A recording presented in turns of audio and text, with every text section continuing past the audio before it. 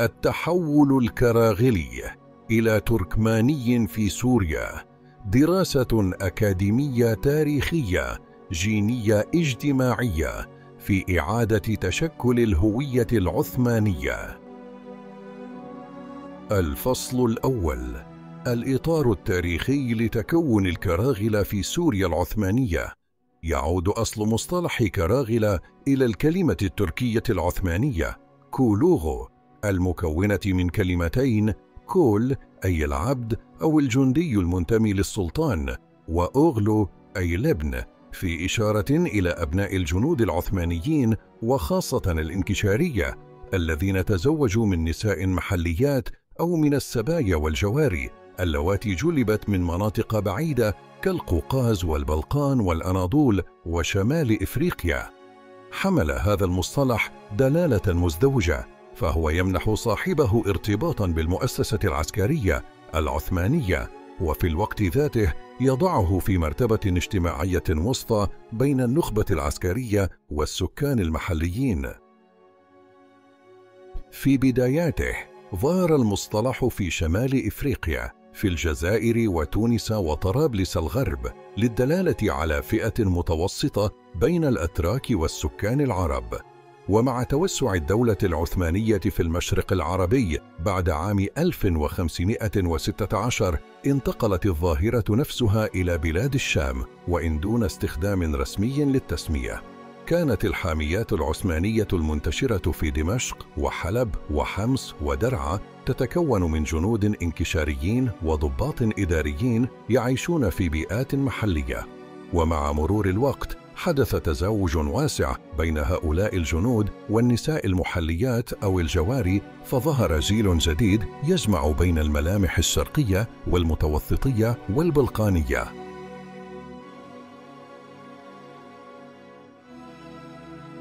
تشهد السجلات العثمانية أن حلب ودمشق كانتا من أبرز مراكز الكراغلة في الشام. في حلب ارتبطت العديد من الأسر بمؤسسة الإنكشارية واتخذت أسماء عثمانية مثل زادة وآغا وقوجة. وفي دمشق استقر كثير من الإنكشارية في الأحياء القريبة من القلعة القديمة، وأنجبوا أجيالاً امتزجت بالعائلات الدمشقية. أما في درعا وحوران، حيث كانت الحاميات العثمانية مسؤولة عن تأمين طريق الحج الشامي، فقد نشأت حالات مشابهة من الاندماج بين العسكر والقبائل المحلية.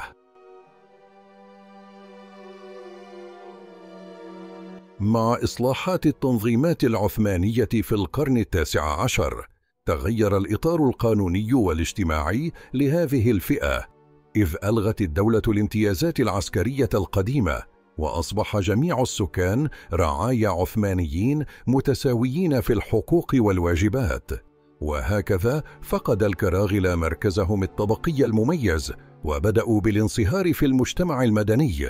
ومع مرور الوقت حلت تسمية التركمان مكان الكراغلة كهوية ثقافية ولغوية جديدة تعبر عن انتماء عثماني ثقافي أكثر من الانتماء العسكري القديم.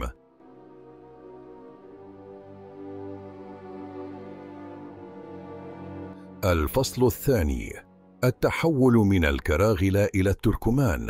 الأبعاد الاجتماعية والسياسية بعد سقوط الإنكشارية في عهد السلطان محمود الثاني سنة 1826 اختفت تدريجيا المرجعية العسكرية التي كانت تمنح الكراغلة هويتهم الخاصة.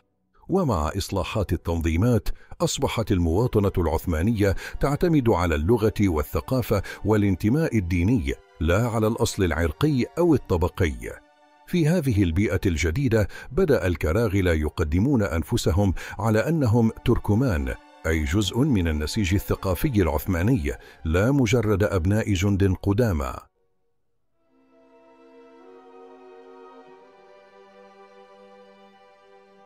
جاء هذا التحول في ظل صعود القوميات الحديثة وتراجع مفهوم الدولة الإمبراطورية الجامعة، فبينما بدأت القومية العربية بالظهور في المدن الكبرى، حافر التركمان على روابطهم الثقافية بالأناضول واللغة التركية العثمانية. في الوثائق الفرنسية والسورية المبكرة يظهر مصطلح تركمان للإشارة إلى مجموعات تتحدث التركية وتعيش في الأحياء العثمانية القديمة من حلب وحمص ودمشق. هذا التحول لم يكن لغويا فحسب، بل اجتماعيا أيضا، فقد كان الكراغلة من الطبقة الوسطى الحضرية، تضم موظفين وضباطا وتجارا ومهنيين.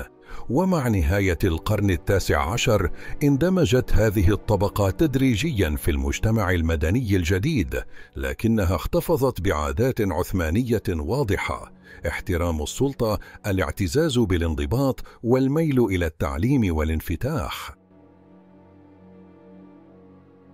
بعد سقوط الدولة العثمانية، أعاد الانتداب الفرنسي تصنيف السكان ضمن هويات قومية ضيقة، فبرز التركمان كأقلية لغوية وثقافية.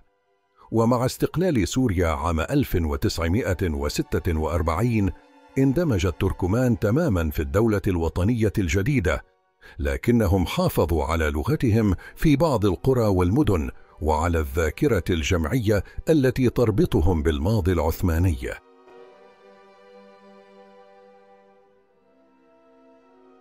الفصل الثالث: التحليل الجيني والأنثروبولوجي للتركمان، أحفاد الكراغلة في سوريا. الجينات لا تكذب، فحينما تعجز السجلات التاريخية عن توثيق مسارات الاختلاط البشري، يبقى الحمض النووي الشاهد الأدق. أظهرت الدراسات الجينية الحديثة يونس بايف إت آل 2015، ماكس بلانك 2019 أن المجموعات الناطقة بالتركية في الشرق الأوسط ليست منحدرة من أصل واحد من آسيا الوسطى، بل من خليط قديم من السلالات الشامية والأناضولية والقوقازية والبلقانية. تحليل العينات الجينية من شمال سوريا ووسطها وجنوبها يظهر أن المكون الجيني للتركمان السوريين أقرب إلى سكان الشرق الأدنى التاريخيين منه إلى الترك الآسيويين. وتشير النسب العامة إلى أن السلالة J2 رافدية شامية قديمة تشكل نحو 35%، السلالة J1 عربية جزيرية نحو 20%، السلالات R1B، G2A، I2 بلقانية أناضولية قوقازية نحو 25%، السلالة E1B1B و-T متوسطية شمالية إفريقية نحو 10%، السلالات الآسيوية C و-Q أقل من 5%. تؤكد هذه النتائج أن التركمان السوريين أحفاد الكراغلة يحملون جينات مختلطة تمثل فسيفساء الإمبراطورية العثمانية نفسها، فالأب من البلقان والأم من الشام والجدة من القوقاز، وهكذا يتكون الدم العثماني المتوسط في أبهى صورة. هذا التنوع الجيني ليس ضعفاً، بل انعكاس لمرحلة تاريخية فريدة اندمجت فيها الشعوب تحت راية واحدة. لذلك فإن التحليل الجيني لا يفصل بين الناس، بل يربطهم، إذ يبرهن أن ما يسمى بالتركمان السوريين هو نتاج طبيعي للامتزاج التاريخي الطويل بين الشرق والغرب داخل الدولة العثمانية.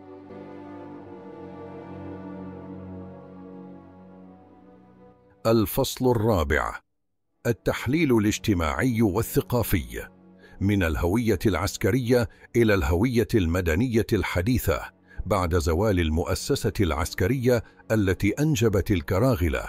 وجد أحفادهم أنفسهم في سياق اجتماعي جديد تحكمه الدولة الحديثة لا الولاءات العثمانية.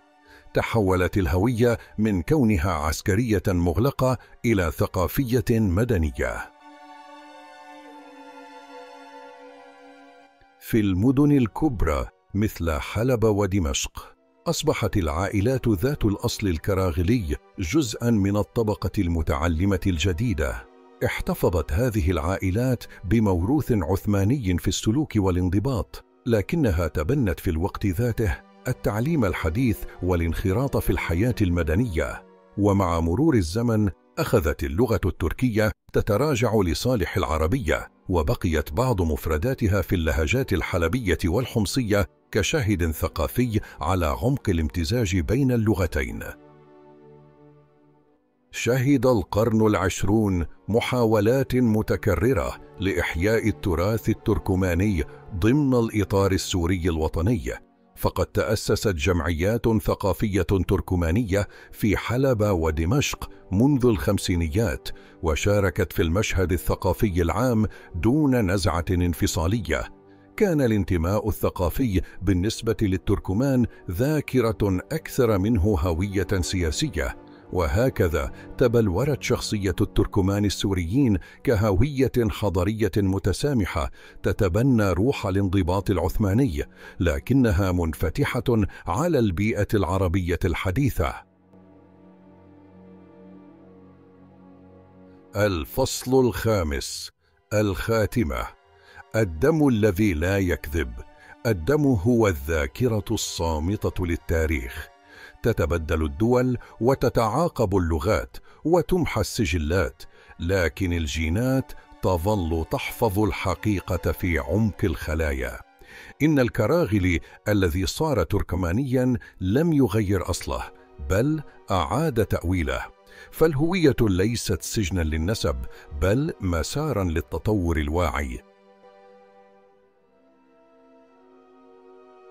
الدم الذي يجري في عروق أحفاد الكراغلة هو نص مكتوب بلغة الإمبراطوريات، من بلقاني حمل بندقيته إلى دمشق، إلى شركسية أسرت في حرب، إلى فلاحة شامية أنجبت جنديا جديدا.